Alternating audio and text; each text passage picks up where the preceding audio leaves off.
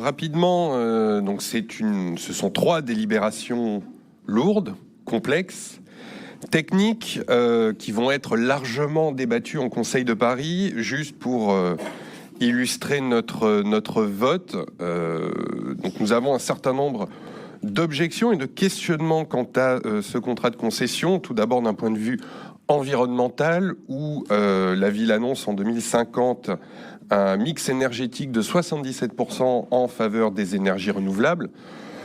On ne peut qu'être sujet au doute en raison de la non-atteinte récurrente des objectifs fixés par la ville dans les plans climat. On en a parlé lors du plan climat précédent.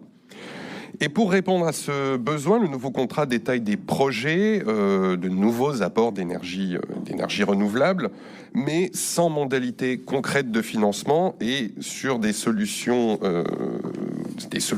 concrètes d'application qui ne sont pas détaillées.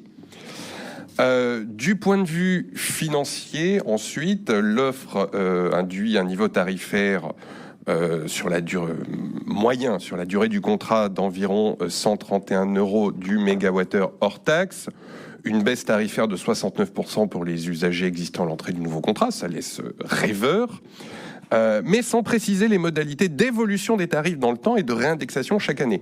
Ce qui est quand même un élément majeur qui vient manquer.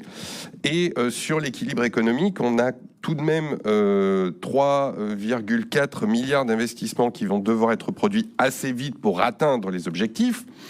En recettes, les tarifs baissent forcément par rapport à l'ancien contrat, puisque vous vendez moins cher, donc ça c'est assez mathématique.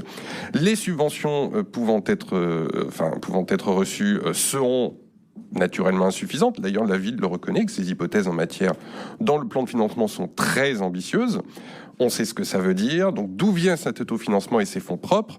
Quelle est la part de financement bancaire, donc c'est-à-dire de dette, et à quel point les finances de la ville seront mobilisées? Donc, ce ne sont que quelques aspects saillants de ce contrat de concession qui reste à définir, qui reste à débattre.